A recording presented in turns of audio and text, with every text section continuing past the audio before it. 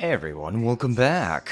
Corufell, oh Corufell, you've broken the game once again. This weapon does not have unholy amounts of damage. It doesn't even have some game-breaking bug. But what it does have are funny bugs, unusual unique mechanics, and a sweet homage to Crescent Rose from Ruby. But enough about that, let's dive right into it. Corufell can best be described as a melee, as a significantly worse Hespar. You thought Hespar was bad.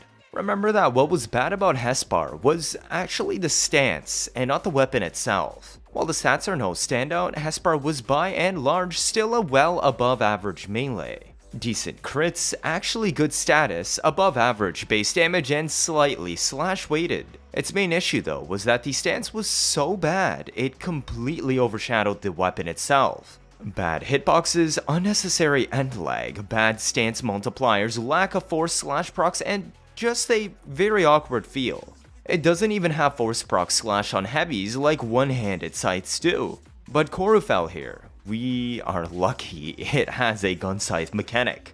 Otherwise, it would probably be the worst melee in the entire game. It is actually worse than the Hespar in every stat, except token higher crit stats and equal attack speed, but the worst status, worse base damage, worse range, and near complete lack of slash makes it absolutely horrid to swing as a normal melee weapon. This is on top of Galeforce Dawn being a horrific stance. It also makes it a lot more simple, because it means we only need to look at Gunscythe builds today, as well as unique mechanics related to it. I would recommend checking out my Hespar video if you're looking to actually build a two-handed scythe for some reason.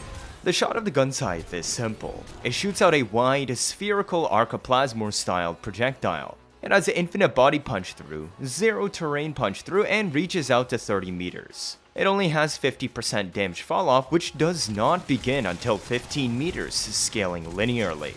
It also only hits enemies once, so forget about using this in Meg's Bubble. Nadruk with its infinite lifespan and Tenet Arca with its rehit capabilities are still significantly better for Magnetize setups. It can still easily kill though, but will not be a new Mag meta. The heavy attack shot can be fired twice quickly. The second shot will not consume combo. Yes, Zephyr's Jetstream augment affects how far and fast this weapon's shot travels, but speeding up the shot may not be what you want. Listen closely.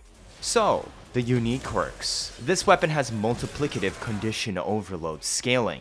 Yup, just like the Vertilac, except without Earthquake tier screen shake. Yes, Mirage shoots out 5 shots with this. It also has the same bright orange color, so I would recommend changing it to black. The multiplicative CO scaling means you will want to have both CO and base damage mods on the weapon, or sourcing from Arcane Fury, etc. The weapon clears combo after the heavy attack animation completes. This takes a fraction of a second after the combo is fired. Unlike Agendas and other projectile heavy weapons, the shot of Corufell can build combo. If you hit from far enough away, the heavy combo counter is cleared before the shots land, resulting in the shot itself building combo again. Heavy attack wind-up affects the entire main spin animation and shot prep. Attack speed only affects the firing animation itself. The combo counter is only cleared after the firing animation ends. Therefore, increasing attack speed allows the firing animation to end earlier, independent of shot projectile speed. This means the combo counter is cleared earlier, meaning you can hit enemies closer to you and still build combo back up immediately. The optimal build setup for Corufell Gunscythe builds thus needs to include both heavy wind-up for ease of use and attack speed to rebuild combo every shot. Credit to this discovery goes to Dystopia on breaking down the infinite 12 times heavy attack mechanic. You can find that video in his description. The main builds we're looking at today are Corrosive, Gas, and Pure Heat builds. The weapon hits hard enough that at base steel path, Corrosive will one-shot everything you point it at. The weapon can headshot but has a 1x headshot multiplier, always. The gas build is best used against grouped enemies if you're using a grouping tool, however its damage advantage versus Corrosive is only noticeable at levels significantly higher above base steel path. The heat build is mostly a meme and I would only use it in heat inherit setups to take out Demolysts. That said, the heat build still causes massive heat procs ranging from 500k to 1 million per proc. Buffless. These are what the builds look like. First in line is the infinite 12 times corrosive build. Any frame can use this. We have a 90% heavy efficiency stat, so shooting from 12 times combo drops us from 220 to 198 combo. Remember, you can shoot Corufell twice before combo drops. You only need to hit 4 to 5 enemies to get yourself back up to 220. If you have difficulties maintaining 220, try quickening instead for the slight combo count bonus. The weapon reaches 140.4% crit on heavies, so we only see split orange and yellows. But an infinite string of 12-time heavies should be enough to destroy everything. This build doesn't even need a primer, but eventually the damage will start falling off. If you are on Voruna with 90% heavy efficiency passive, you can drop Reflex Coil and Focus Energy for Dispatch, Overdrive, Quality of Life, Movement Speed, and Shocking Touch instead. Your once crit damage buff will let the 12 times build scale much higher on raw damage. The gas build focuses around grouping enemies up to blow them up. Grouping helmets are strongly recommended. Ensnare keeps enemies from being pushed away, whereas other grouping helmets let you cast even on spots enemies are not at. Focus Energy is instead replaced by Weeping Wounds this time, since our goal is to land gas procs on the entire crowd. When we shoot with Infinite Body Punch Through, the overlapping cloud dots will have quadratic scaling and Nuke. For even more damage, you can drop Killing Blow for Condition Overload and prime with an Epitaph beforehand. This will significantly buff our damage output to 150k per hit to each enemy, and the overlapping clouds in this showcase cause every enemy to take roughly 400 to 500k damage instantly. Scary. And if you shoot again, that's another 150k hit and 450k damage higher on the Daunt Cloud.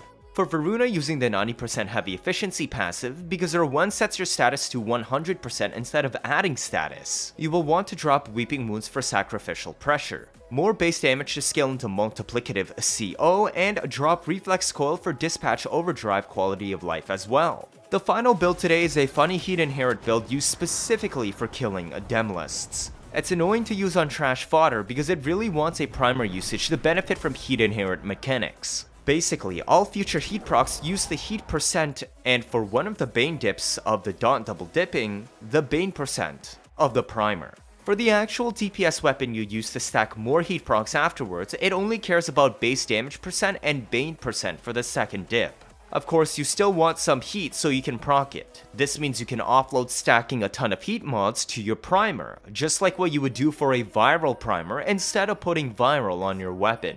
It opens up slots for more multiplicatively scaling mods on your DPS tool, such as more crits, crit damage, base damage, quality of life, attack speed or windup, etc. And this is what we ended up with. Because the Gunscythe shot is already pure heat, we don't need to mod on any heat. It will use the heat percent from our primer. This lets me fit both Killing Blow and Condition Overload together, since Corufell has multiplicative CO scaling. Weeping is still required, pushing status to 75.6% but can be shot twice before losing combo, giving it a good damage against Demolyst and stacking more heat. You should try to build this up to 12 times combo before heading to the Demolyst. And Naramon is strongly recommended for Power Spike. If you're using this setup on Voruna, you can replace Reflex Coil with Dispatch Overdrive for Quality of Life and a Sacrificial Pressure over Weeping Wounds. Yes, this double stacks base damage, but it also boosts the crits of Sacrificial Steel from the set bonus. Our Epitaph primer builds look like this. The Corrosive Infinite 12 times build shouldn't really need this, and is mainly for the gas setup. The Heat Inherit primer Epitaph is different, and I will show after. We got a basic viral radiation primer here, with the innate blast and force cold proc, 2 auger mods to help shield gate as needed, and dexterity arcanes for plus 7.5 combo duration on Corufell. I would recommend putting a dexterity arcane on your primary weapon also, alongside amalgam serration for extra sprint speed.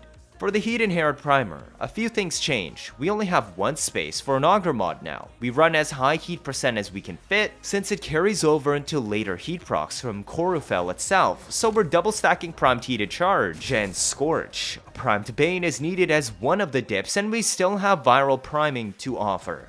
Dexterity again as well. Since we're using Corufell to DPS Demolyst and Pistol to primer, we need to use an armor stripping helmet, as Shattering Impact is not viable without Gunblades. I would recommend Theros Strike. Just hit 200 strength and you're good to go. When you find the Demolyst, you lock down it with Magus Lockdown, prime it with Epitaph, and then tag it with Theros Strike and shoot it with Corufell.